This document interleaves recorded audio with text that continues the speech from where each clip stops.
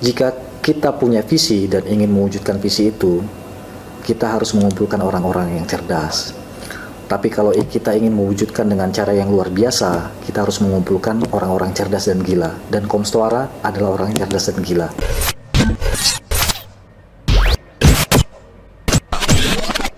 Sebenarnya PLN tidak punya kepentingan tentang penanganan sampah. Tapi disitulah ada sinergi antara pemerintah daerah dengan PLN, bagaimana solusi yang bisa membantu PLN dalam hal ini co-firing juga menjadi solusi bersama bagi pemerintah daerah. Dan dalam hal ini orang yang paling berkepentingan dalam hal itu adalah bupati. Dan dari sisi data-data empiris yang kami dapatkan, 60-80% itu didominasi oleh sampah biomasa. Bisa sampah pertanian, ranting-ranting, pohon, rumputan yang selama ini menjadi masalah buat kita kan. Dan banyak orang tidak menyadari bahwa sampah-sampah biomasa yang membusuk ini ternyata juga memberikan dampak terhadap emisi gas rumah kaca yang jauh lebih berbahaya dari CO2. Memang co-firing PLT Eropa ini akan menjadi solusi multidimensi, bukan hanya sisi lingkungan saja, tapi dari sisi kesejahteraan masyarakat, dari sisi kesehatan masyarakat, dan dari sisi kehidupan sosial masyarakat. Saya sangat berharap bahwa co-firing ini sukses. Kenapa? Karena co-firing sebagai green booster itu adalah implementasi real dari transformasi PLN. Dalam perkembangan kita, ternyata pelet-pelet ini juga bisa digunakan untuk mengkonversi minyak tanah yang selama ini masyarakat sangat tergantung. Itu luar biasa. Artinya ada shared value di kita. PLN untung, masyarakat juga untung. Kelebihan dari produksi mereka kami beli. Sehingga itu bisa menjadi income baru, bisa menciptakan lapangan baru di masyarakat. Khusus untuk co-firing PLT Eropa, strategi saya adalah pertama itu melakukan uji performance test 10%, kemudian melakukan uji reliability run 3 kali 24 jam, dan itu nanti akan dilanjutkan pada bulan Juni uji reliability run 5 kali 24 jam lagi. Itu semua ada tujuannya. Yang pertama itu adalah untuk memastikan bahwa secara teknis co-firing ini feasible dan bisa dijalankan. Nah, itu sudah terjawab semua. Secara teknis no problem. Tapi ada hal-hal lain, yaitu bagaimana co-firing ini memberikan manfaat untuk PLN. Itu kan tugas saya di sini.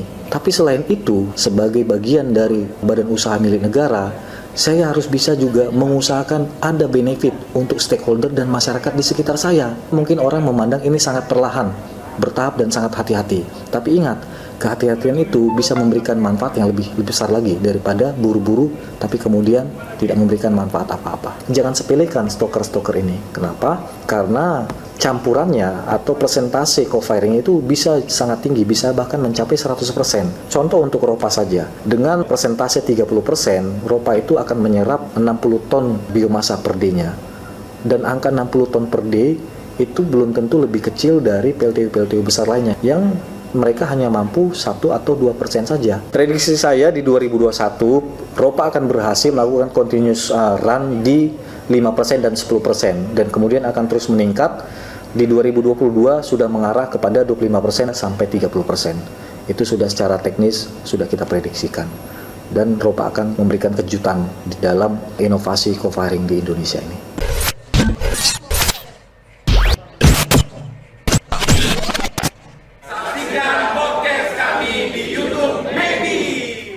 Assalamualaikum warahmatullahi wabarakatuh. Oke, sebelum kita menyapa para hadirin dan tamu-tamu undangan, seperti biasa, mari kita salam tos dulu ya dari ND Flores untuk Indonesia. 1, 2, 3. Salam tos dari ND Flores untuk Indonesia.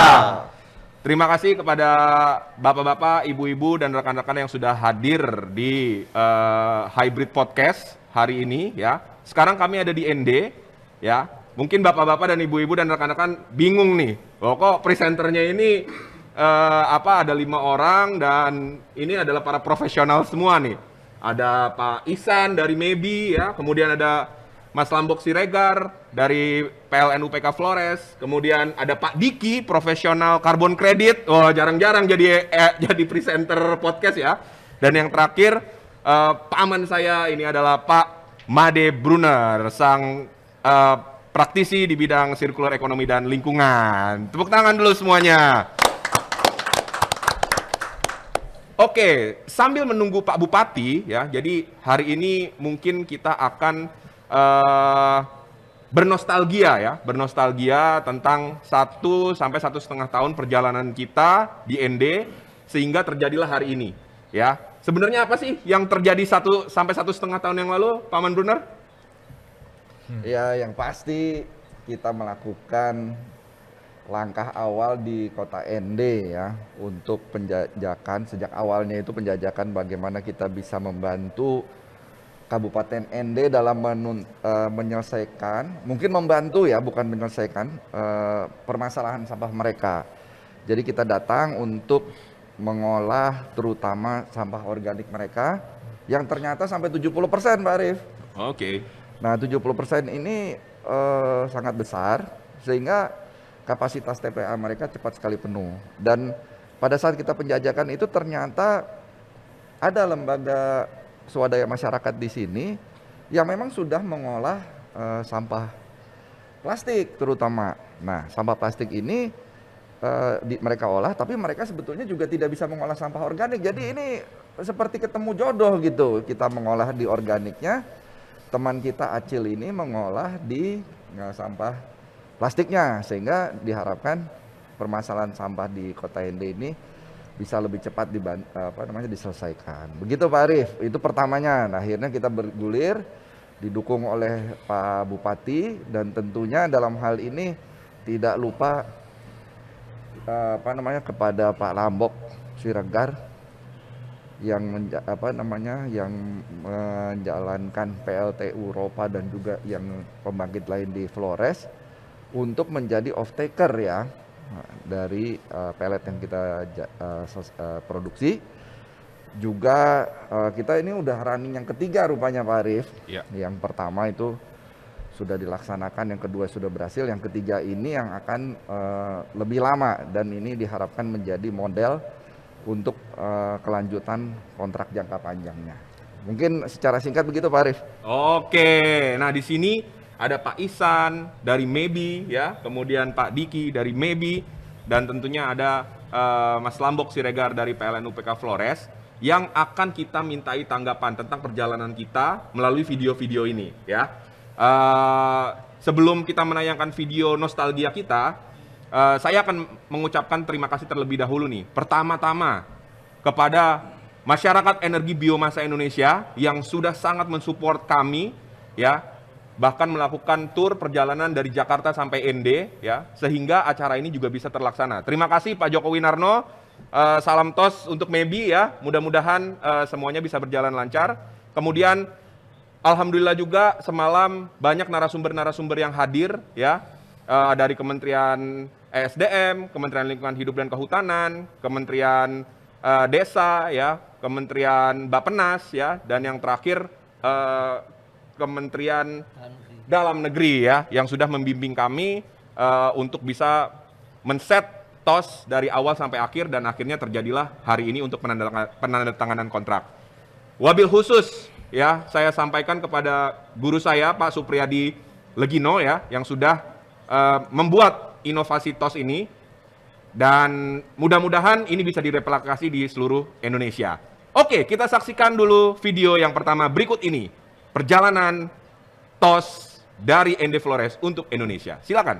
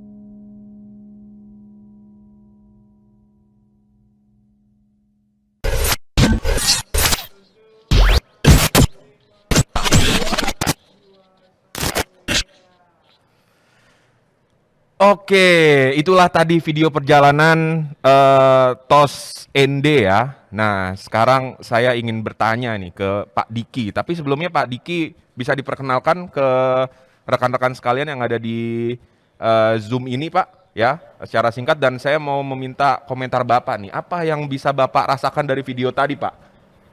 Silakan, Pak. Ya, terima kasih. Assalamualaikum, selamat pagi.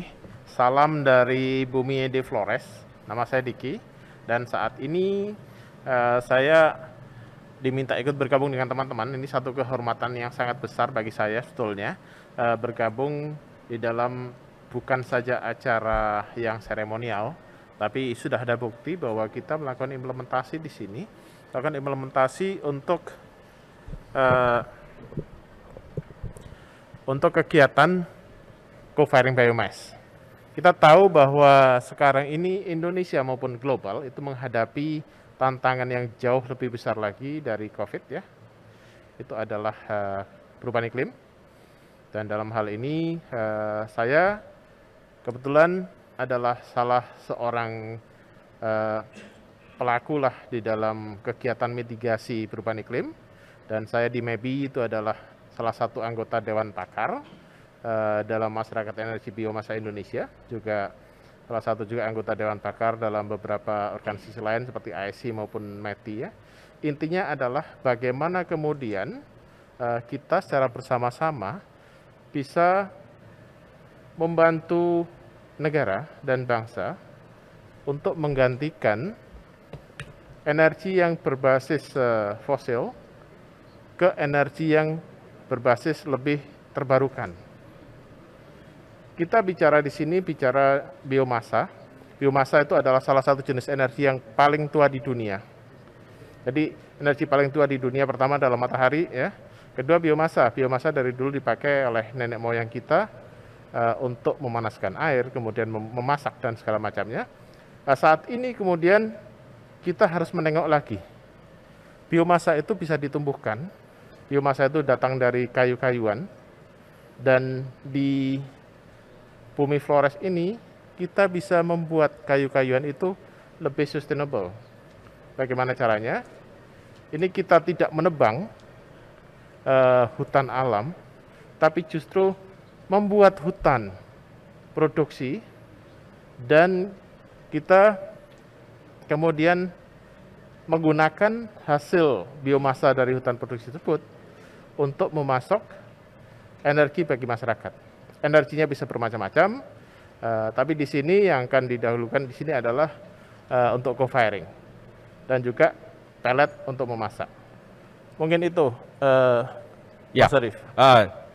Nah, dari apa yang Bapak lihat ya, kira-kira apa yang membuat Bapak tertarik ya akan Bumi Flores ini, Pak? Kalau melihat video tadi, Pak.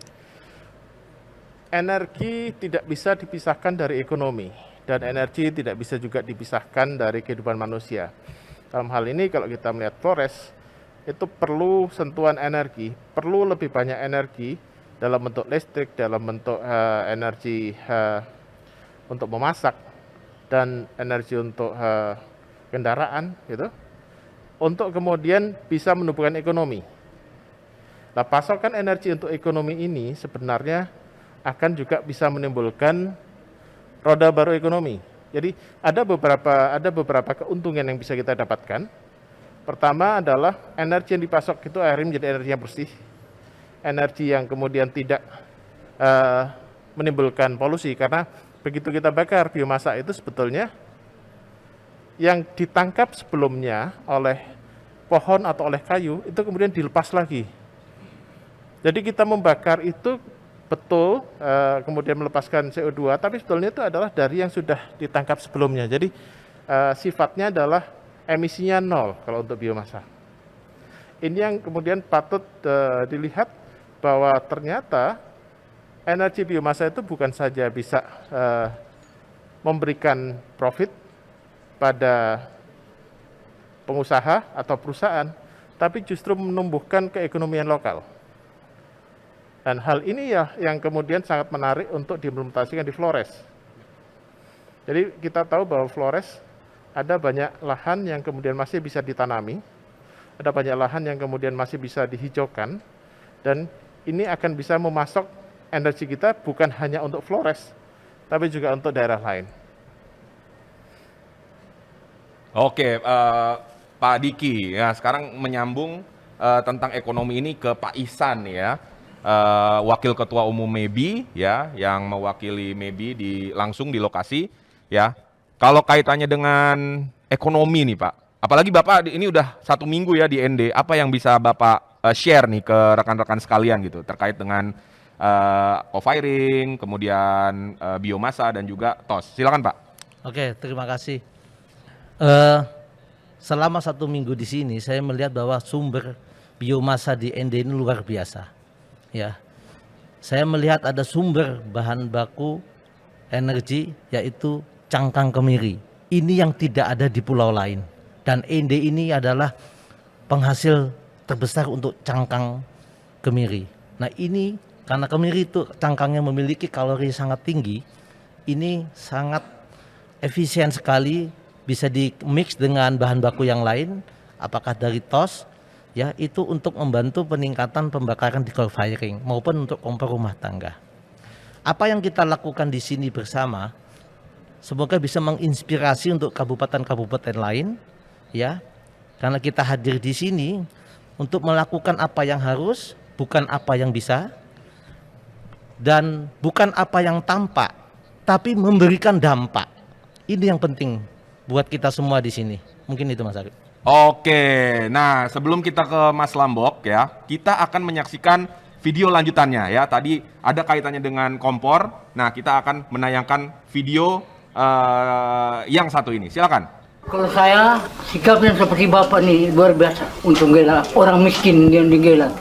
Lebih bagus kita membangun yang kita mau. Dari bawah sama-sama dengan Bapak kita kerja untuk membangun desa.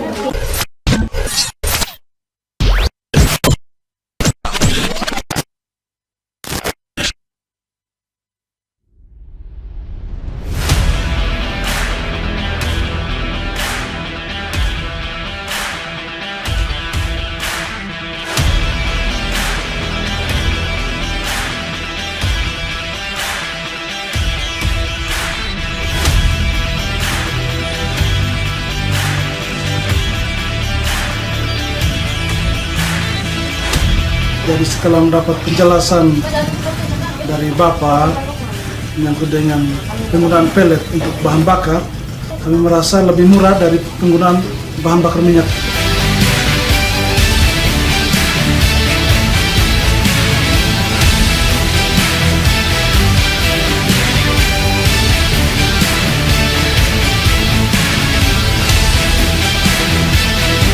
Untuk kayu api, kami merasa lebih berat, mudah didapat tetapi jangkau untuk sampai ke pemukiman, ke rumah warga cukup jauh. Kalau minyak tanah sangat sulit untuk kami dapat dan juga mahal.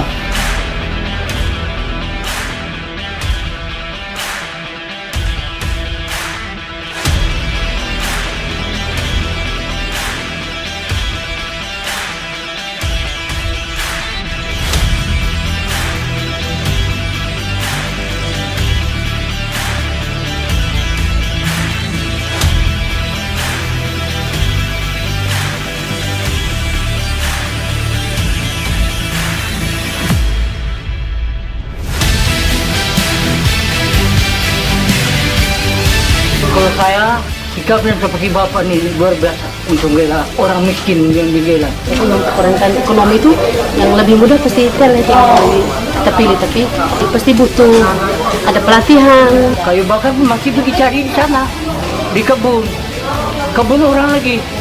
Lebih bagus kita membangun yang kita mau. Dari bawah sama-sama dengan Bapak kita kerja untuk membangun desa.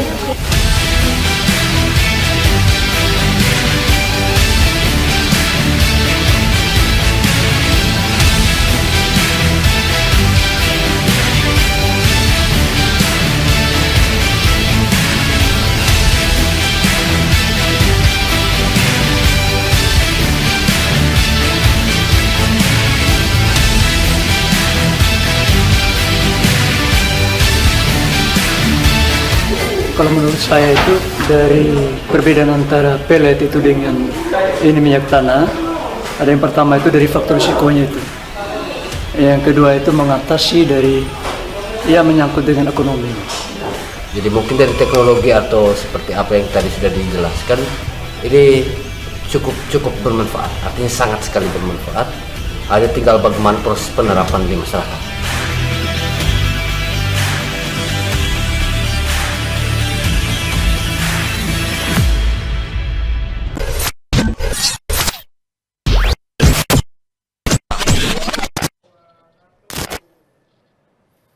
Oke, itulah video tentang bagaimana masyarakat di Kabupaten ND khususnya dan wilayah Nusa Tenggara Timur pada umumnya sangat membutuhkan energi ya. Bahkan energi yang bisa memenuhi basic needs mereka. Yang paling simpel adalah untuk memasak ya. Ketika minyak tanah mahal, ya kita berkontribusi terhadap pelet dan juga kompor. Dan ini didukung penuh oleh PT PLN Persero, UPK Flores, dan saya ingin bertanya kepada PLN UPK Flores, kenapa PLN yang menghasilkan energi listrik, tapi mengarahkan corporate social responsibility-nya untuk kebutuhan kompor. Silakan Mas Lambok. Baik, terima kasih Mas Harit. Memang ini ceritanya panjang ya.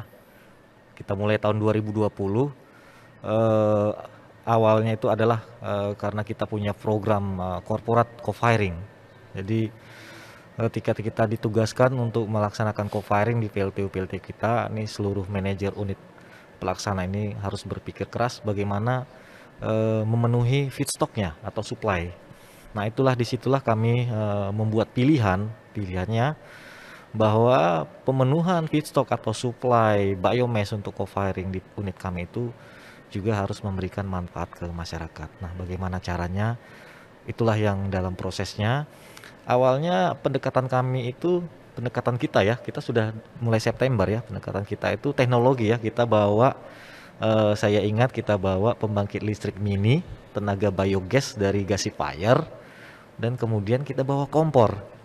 Ternyata yang dikerubungi masyarakat itu kompor, bukan gasifier itu. Padahal canggihan gasifier ya, daripada kompor ya. Kita berpikir ini mesin canggih. Nah itu ya, itulah yang kemudian membuat saya menjadi harus lebih wise lagi. Jadi karena saya seorang engineer yang biasanya selalu inovasi itu pendekatannya teknologi. Nah kemudian kita pelajari ternyata kita perlu mempertimbangkan juga aspek sosial budaya. Nah itulah yang kemudian kita melakukan studi, kita berkomunikasi dengan masyarakat. Ternyata dalam aspek sosial budaya masyarakat NTT ini yang sering kita terlewat ya. Masyarakat NTT khususnya Flores itu percaya bahwa api itu harus merah, Dinda ya. Nah, api itu harus merah. Jadi mereka tidak mau pakai gas karena gas itu apinya biru. Kalau biru itu identik dengan roh jahat. Merah itu adalah kekuatan baik yang mengusir roh jahat. Sehingga saudara-saudara kita di sini sangat bergantung kepada minyak tanah dan kayu bakar. Nah, itulah yang yang mendorong kita. Kemudian kenapa kita menggerakkan CSR? Karena dari awal untuk pemenuhan feedstock co-firing PLT Eropa itu kita memang berniat dan memang sudah diniatkan harus melibatkan masyarakat berbasis komunal. Karena itulah value yang masih value keunggulan di masyarakat kita, terutama daerah-daerah yang masih terbelakang, bahwa kebersamaan itu masih kuat. Itulah value yang kita optimalkan, bagaimana pengelolaan feedstock itu dilakukan secara gotong royong dan memberikan manfaat langsung kepada masyarakat. Jadi kita mencoba menghadirkan agar value itu bukan hanya dinilai dari uang. Jadi banyak value yang lain yang secara bersamaan bisa kita hadirkan ya, value kebersamaan, kemudian value ekonomi gotong royong, kemudian yang satu itu ternyata biomass yang kita hasilkan itu bisa digunakan untuk digunakan untuk keperluan domestik masyarakat, dan itu kebutuhan primer loh, pangan, terkait dengan pangan. Nah inilah yang kita dalam perjalanan 1 tahun ini banyak memang dari rencana awal itu kemudian kita evaluasi, kita sempurnakan sehingga sampai pada titik hari ini kita sudah 2 kali melakukan uji co-firing dan semuanya itu yang pertama itu 2,6 ton, yang kedua kita serap 26 ton, yang terakhir di bulan Juni kita menyerap 36 ton. Jadi totalnya sudah sekitar 72 ton. Itu 100% dihasilkan oleh gotong royong masyarakat. Nah, memang masih banyak hal yang kita harus kita lalui. Mudah-mudahan dengan bergabungnya MEBI bisa melihat potensi-potensi kita, itu yang kita dorong bahwa kita bisa melakukan sebuah kolaborasi yang memberikan manfaat, tidak harus merugikan orang lain tapi memberikan manfaat ke semua pihak dengan konsep gotong royong itu. Mungkin kira-kira begitu, Dinda. Terima kasih. Oke, terima kasih Mas Lambok. Jadi ada 2 ya, menyelesaikan permasalahan sampah dan juga menyolusikan masalah energi ya, sekaligus bisa berkontribusi untuk co-firing di PLT Eropa ya. Nah, saya mengucapkan terima kasih nih kepada rekan-rekan sekalian yang sudah hadir. Mungkin bisa ada yang menyapa terlebih dahulu. Mungkin saya mau menyapa Pak Kennedy nih, Pak Kennedy dari staf ahli Menteri Bappenas ya yang sudah hadir. Mungkin juga Pak Kemal Taruk, juga staf khusus Menteri Bappenas. Mungkin bisa say hello Pak ke kami ini Pak, ke hadirin-hadirin.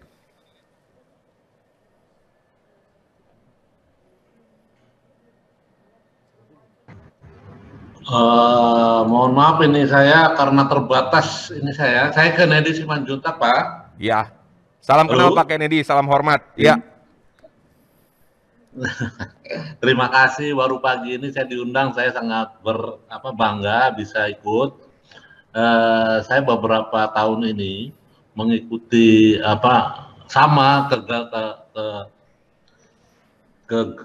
pikirannya dengan kawan-kawan bagaimana merubah limbah ini menjadi satu yang bervalue.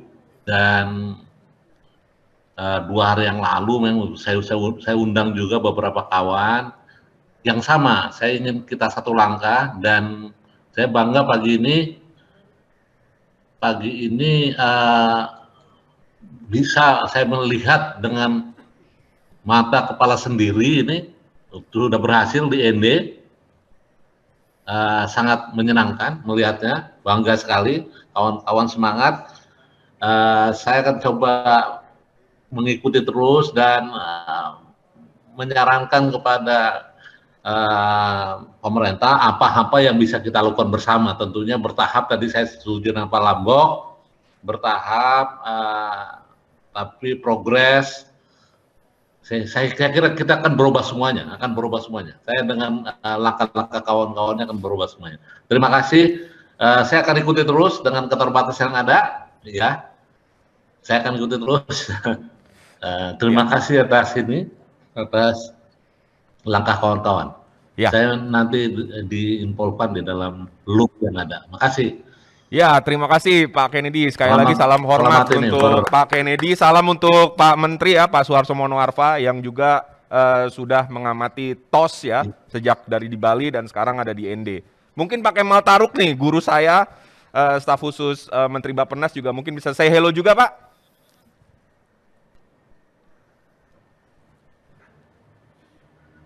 Mungkin belum on ya. Nah, mungkin saya menyapa dulu di sini narasumber-narasumber yang sudah hadir.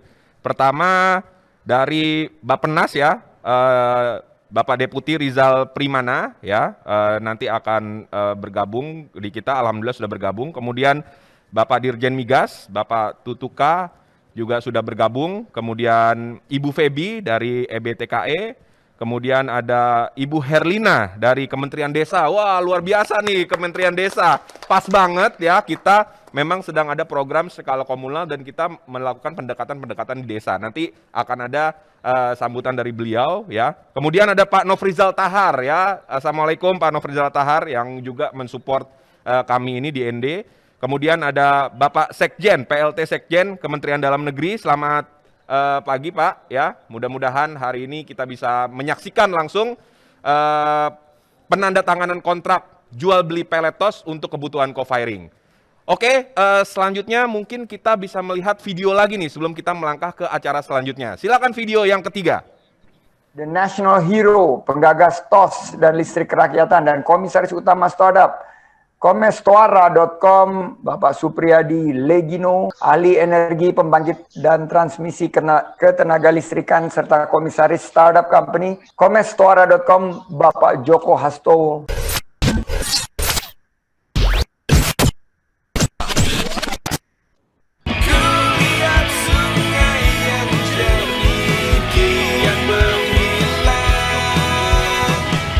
Kami sangat mengapresiasi hari ini diundang untuk co-firing. Dan hal ini adalah kesempatan emas bagi pemerintah Kabupaten ND untuk show off ke seluruh masyarakat Indonesia dan dunia. Ini adalah kelanjutan dari pertemuan yang saya juga hadir pada tanggal 10 Januari 2001.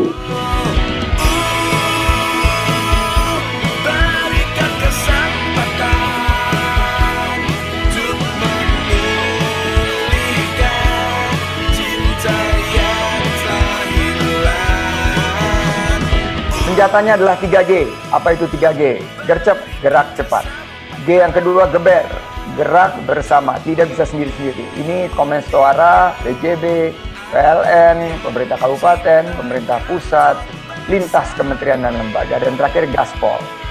Garap semua potensi yang ada. TOS ND ini yang akan diresmikan hari ini adalah percontohan nasional untuk pengembangan RDF skala komunal yang beroperasi secara komersial. Tahapan saat ini sudah dilanjutkan TOS ini oleh milenial. PT Komestoara mengucapkan terima kasih atas semua bantuan dan partisipasi serta segalanya sehingga ide-ide TOS ini bisa terlaksana.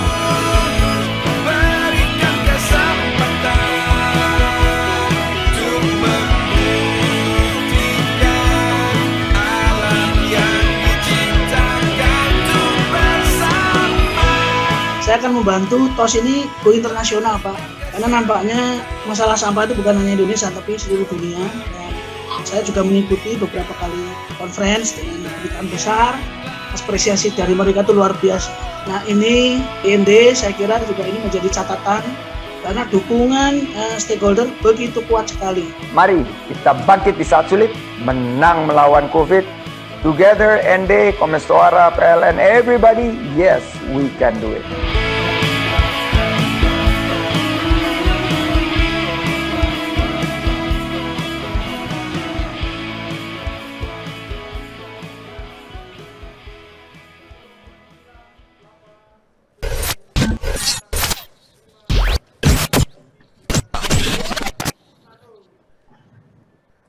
Bangkit di kala sulit, menang melawan COVID. Itu yang dikatakan Pak Sandiaga Uno ya, yang mensupport TOS dari sektor eduwisata ya. Jadi TOS ini bukan hanya co-firing, bukan hanya energi kerakyatan, tapi dari Pak Sandi juga pada saat itu mengusulkan bahwa ini bisa dikemas dalam konsep eduwisata dan itu sudah jalan ya. Jadi silakan rekan-rekan yang ingin mempelajari TOS, ingin mempelajari kebudayaan yang ada di ND dan juga NTT juga bisa menikmati ya destinasi pariwisata yang indah, silakan datang ke ND. Ya, mungkin ini bisa kita diskusikan nih ya. Sebenarnya kenapa sih bisa ada beberapa kementerian ya yang bisa memiliki visi yang sama dengan TOS dan juga kaitannya dengan eduwisata ini apa yang bisa rekan-rekan sampaikan? Mungkin dari Pak Diki dulu, kemudian Pak Ihsan, dan terakhir mungkin Pak Made Brunner. Silakan. Ya, terima kasih sekali lagi Mas Arief. Jadi memang ada banyak harapan, kemudian juga ada banyak peluang yang sebetulnya bisa kita lakukan secara bersama dan kita lakukan secara paralel ya. Kita tidak bisa menunggu lagi. Kenapa? Karena teman-teman kita sekarang lagi ada di Glasgow untuk pertemuan ke-26 UNFCCC COP Climate Parties ya. Dan mereka sedang menegosiasikan, merundingkan bagaimana kemudian dunia bisa diselamatkan dari perubahan iklim, dari semakin memanasnya iklim global. Kita di sini dari ND bukan hanya menegosiasikan, tapi secara langsung membuktikan bahwa penyelamatan bumi juga bisa dilakukan dari pojok paling timur Indonesia, dari tempat yang jauhnya ribuan kilometer dari Glasgow.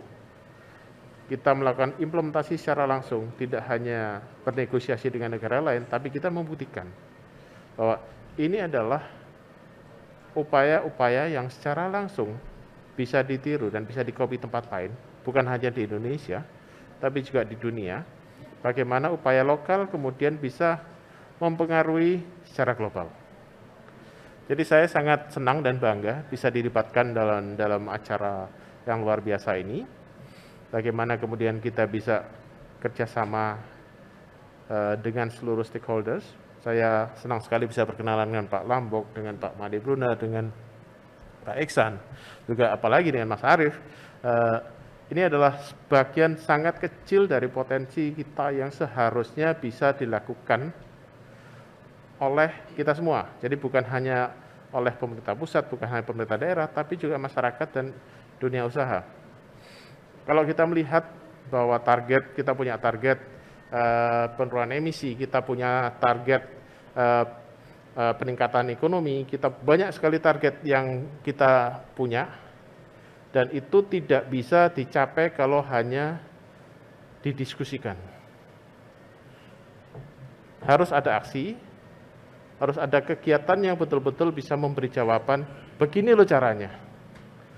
Ini cara menurunkan emisi, ini cara kita melakukan peningkatan ekonomi, ini cara kita kemudian bisa bekerja sama dengan masyarakat. Ini bisa kita lakukan di tempat lain, dan saya sangat mendukung Mas Arief bahwa kegiatan ini memang tidak boleh hanya tersimpan di ND, tapi harus tersiar ke seluruh dunia. Terima kasih. Terima kasih Pak Diki. Wah, Pak Diki ini katanya ngomong-ngomong harusnya ini ada di Glasgow juga ya sama Pak Menteri dan yang lain-lain ya, tapi lebih memilih ND. Wah, tepuk tangan ini. Luar biasa demi ND ya. Iya, demi ND. Sebenarnya juga karena memang pandemi ini membuat orang harus sangat berhati-hati ya, termasuk dalam teman-teman negosiasi dan yang lain-lain, memang harus berpikir 1-2 kali. Apabila memang betul-betul punya kepentingan harus negosiasi, emang harus pergi. Tapi kalau tidak, seperti saya yang biasanya sekarang jadi tim pendukung, ya mending kita mendukung apa yang ada dari Indonesia gitu. Jadi tidak harus kemudian semuanya berombongan pergi ke jalan-jalan dan negosiasi ke sana. Begitu Mas. Oke, selanjutnya mungkin ke Pak Made Brunner dulu nih yang terdekat ya, karena Pak Brunner ini sebagai profesional, praktisi dan akademisi juga turun langsung nih sudah hampir 1,5 tahun ini di TOS ND. Mungkin apa kesan-kesan Pak Made Brunner kok tiba-tiba ada sambutan dari Pak Sandi untuk bisa menggabungkan TOS, co-firing, dan edu wisata ya. Nanti mungkin kita bisa ngelihat nih di Journey Maybe video ya setelah penandatanganan kontrak, itu apa saja yang kita lakukan dalam konteks edu wisata ini. Silakan Pak Brunner. Waduh, Pak Arief ini ND ini kurindu, saya bilangnya begitu dengan teman-teman. Sekali berkunjung ke ND ini ingin datang lagi dan datang lagi. Ini anak saya sempat bekerja di sini, bantu sekitar 2 minggu ya. Itu kesannya itu mendalam. Bagi dia dan saya pribadi melihat apa yang dilakukan di ND ini adalah the real Indonesia. Bagaimana gotong royong, kebersamaan, persaudaraan itu terjalin erat di sini. Jadi memberikan kesan yang mendalam, Pak. Itu yang saya sangat apresiasi dengan ND ini. Dan dari situ juga saya melihat bahwa saya ingin menyumbangkan ilmu saya, tenaga, walaupun saya hanya seorang manusia kecil dari antara sebanyak manusia yang ada di dunia ini. Kalau baca Dr. Seuss itu only a speck gitu loh. Tapi si Norton itu bisa mendengar speck yang kecil itu. Nah, saya itu hanya speck kecil itu. Tapi saya ingin berusaha supaya kita bisa memberikan sesuatu yang terbaik bagi ND kita bersih, Flores kita bersih, Indonesia kita bersih. Itu harapan saya, Pak Arif. Mantap. Nah, sekarang kita ke Pak Ihsan lagi nih. Nah, dari aspek ekonomi bisnis nih, Pak Ihsan kan orang bisnis. Nah, kira-kira apa nih Pak yang bisa mengangkat potensi bisnis yang ada di kota ND ini selain dari co-firingnya? Apakah eduwisata ini memungkinkan untuk mendapatkan cuan? Nah, gimana menurut Pak Ihsan? Ya, jadi hampir 1 minggu ini saya melihat bahwa memang potensi wisata di ND ini luar biasa ya. Jadi memang mungkin banyak orang lupa sudah ND itu di mana, bahwa ND itu adalah salah satu tempat di mana pernah sang proklamator kita itu pernah diasingkan selama 4 tahun. Saya sempat berkunjung ke situs rumah pengasingan, kemudian saya berfoto di sana, kemudian saya memfoto itu, saya WA ke anak saya tanya, tahu nggak tempat ini di mana? Apakah pernah diajarkan dalam sekolah? Dan dia lupa, gitu loh. Nah, artinya bahwa sejarah itu penting, ya, bahwa kita tidak boleh lupa akan sejarah. Dan ND ini adalah merupakan satu-satunya surga biomasa yang ada di Indonesia, ya. Dan masih banyak lagi surga-surga yang lain biomasa di Indonesia. Utamanya kenapa? Indonesia ini dilalui oleh jalur Katulistiwa. Dan disitulah tempatnya biomasa berkembang, ya. Dan kita ini merupakan salah satu paru-paru besar dunia, ya. Karena kita memiliki jalur Katulistiwa yang paling panjang di dunia. Kemudian dari sisi sektor wisata, saya sangat tertarik sekali di ND ini. Bahkan ingin tinggal lebih lama lagi ya. Di sini saya melihat budaya masyarakatnya itu sangat friendly ya. Gitu loh ya. Jadi memang masih banyak kekurangan, tapi kekurangan itu bisa kita kedorong yang bersama ya. Mungkin itu Mas Arif. Oke, dan terakhir nih ya, nanggung lah Mas Lambok ya. Ini eduwisata, TOS dan segala macam ya. Dari TOS ini banyak hal-hal yang bisa dikreasikan nih. Mungkin ekonomi kreatif juga masuk di dalamnya. Gimana menurut Mas Lambok? Kami berharap seperti itu. Jadi memang ketika di awal berkomunikasi dengan Pak Bupati, kemudian beliau memunculkan inovasi ini ya, TOS ND dengan tagline dari ND Flores untuk Indonesia. Kita ingin menginspirasi daerah lain, dan itu bersinergi dengan kepentingan kami. Saya katakan ke Pak Bupati itu kepentingannya adalah bagaimana masyarakatnya sejahtera. Kami dari PLN juga kepentingan kami adalah bagaimana agar masyarakat Flores ini sejahtera. Karena kalau masyarakat Flores ini tidak sejahtera, jualan kami tidak laku, Dinda. Saya ini kan saudagar listrik. Nah, saudagar listrik. Iya, jelas, saya terus terang saja ke Pak Bupati, saya terus terang. Saya ini Bapak, saya saudagar listrik. Kepentingan saya itu jualan listrik. Bagaimana agar jualan saya laku? Pariwisata di sini di Flores ini harus tumbuh, industri harus tumbuh, masyarakat harus sejahtera. Karena kalau masyarakat tidak sejahtera, daya belinya tidak naik, listrik saya tidak laku. Padahal saya sudah berinvestasi ratusan miliar untuk membangun transmisi, untuk membangun pembangkit. Nah, itu harus dikembalikan investasinya agar perusahaan saya ini survive. Nah, itulah yang ditugaskan oleh atasan saya agar saya mengelola perusahaan ini agar bisa tetap survive. Itulah kenapa kita juga sangat mendukung terpicunya inovasi-inovasi lain. Awalnya kan kita hanya co-firing ya. Co-firing itu kita mengelola sampah, ND bersih, kemudian kita dapat bahan baku yang lebih murah, masyarakat mendapatkan income baru, PLN membeli dari UMKM. Tapi kemudian muncullah inovasi eduwisata, kemudian teman-teman di Anak Cinta Lingkungan ND yang selama ini mengelolaan organik bisa menciptakan batako. Kemudian ada muncul inovasi kompor tembikar di Desa Wolotolo, kemudian ada inovasi kompor pelet yang dikerjakan oleh teman-teman di SMK Negeri 2 ND. Jadi ekosistem ini kemudian menjadi semakin luas dan memang di luar perkiraan kami sebenarnya. Tapi mungkin itulah yang perlu kita apresiasi ya. Ternyata energi optimisme kita itu masih ada. Ya, dengan gotong royong itu kita masih percaya pada kemandirian kita, dan adanya eduwisata ini juga akan mendorong kesejahteraan masyarakat yang ujung-ujungnya juga akan mendorong omset penjualan kami di PLN. Mungkin itu aja, Dinda. Ya, kaitannya dengan omset penjualan pelet itu kemarin pada saat kita uji coba sebelum produksi ya, itu PLN memasang 41 KVA ya? Atau berapa tuh? Bisa diinfoin nggak tuh? Ya. Ya, ini baru 2 UMKM ya. Ini saya infokan ke Pak Iksan nih. Baru 2 UMKM saja, yang satu di Keliwumbu dan ini mikro, bukan kecil ya, mikro karena mesinnya hanya 200 kilo per jam. Itu kita sudah memasang 74,5 KVA. Kita di NTT itu untuk mengejar penjualan kita bikin listrik gratis 450. Listrik gratis 1000 pasangan 450 PA itu baru totalnya 45 KPA.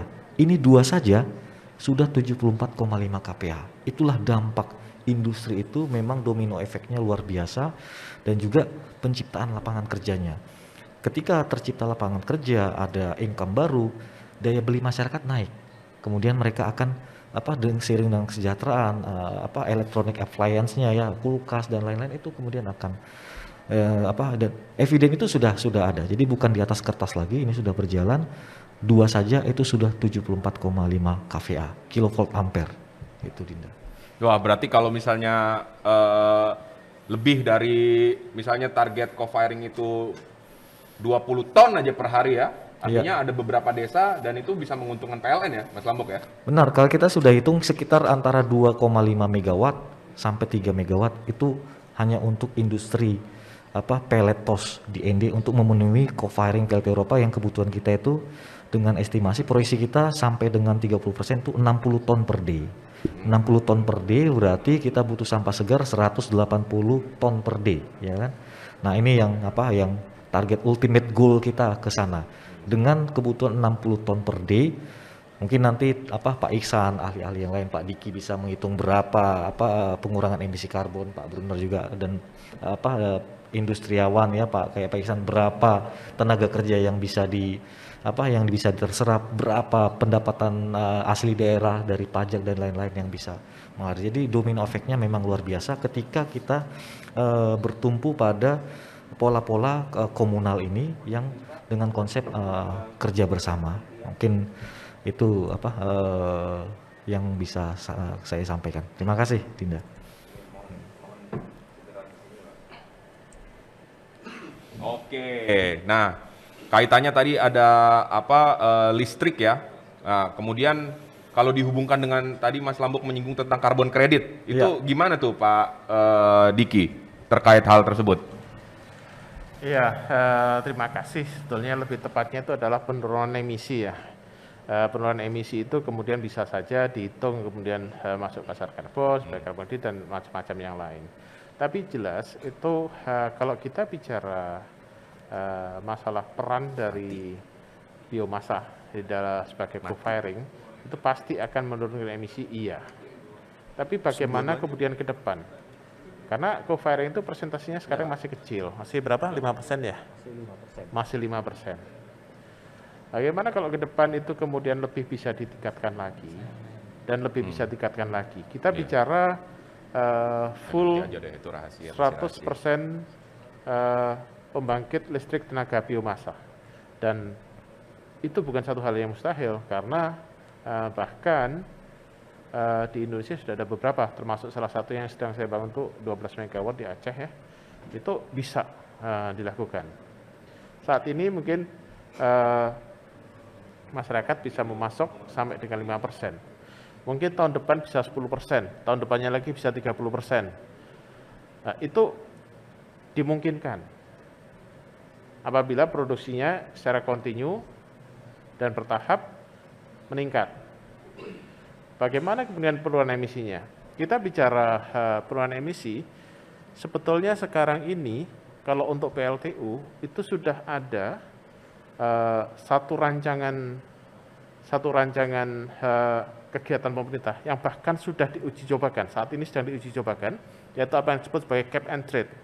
Cap and trade ini berlaku saat ini untuk 80 pembangkit. Ini adalah salah satu jenis pasar karbon.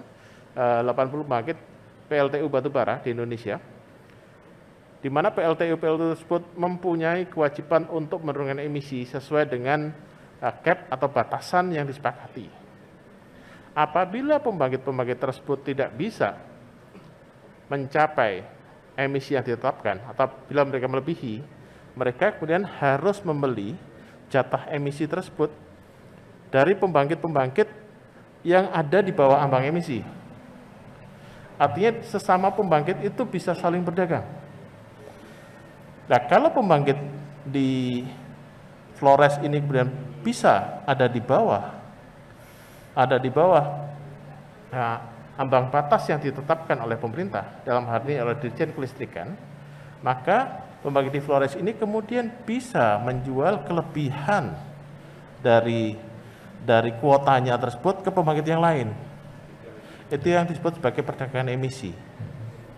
Pemerintah juga sedang akan menerapkan apa yang disebut sebagai cap and tax untuk pembangkit batu bara, di mana kemudian pembangkit batu bara tersebut kalau melebihi ambang dari persyaratkan itu akan kena pajak. Hal ini sekali lagi membuktikan bahwa peran dari co-firing itu bisa menurunkan emisi. Mungkin itu, Pak Arief.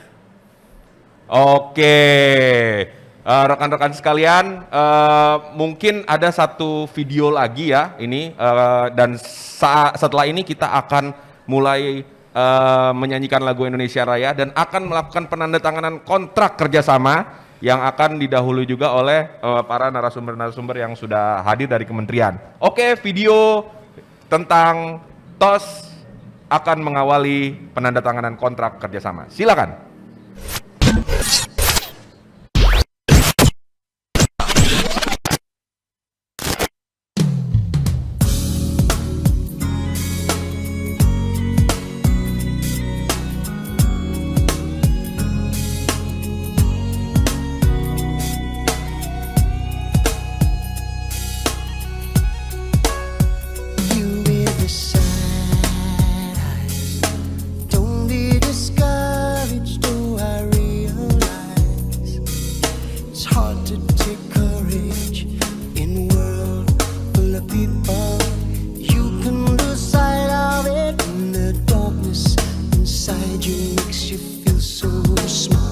But I see your true colors shining through.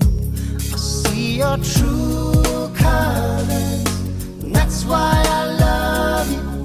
So don't be afraid to let them show your true colors. True colors are beautiful, ooh, like a rainbow.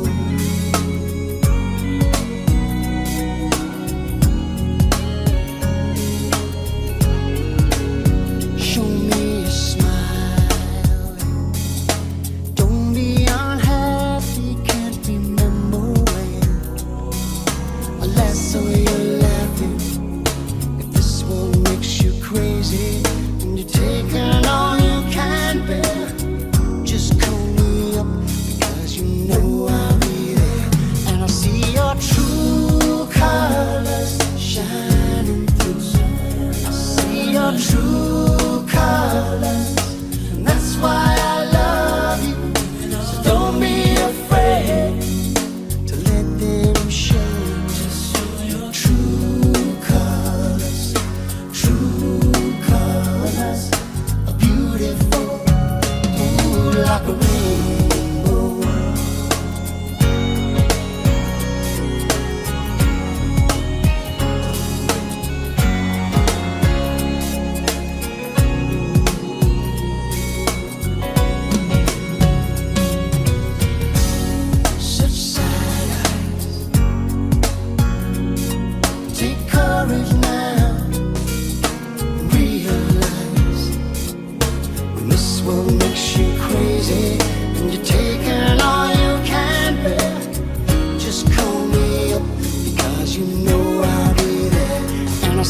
True colors shining through. I see your true colors, and that's why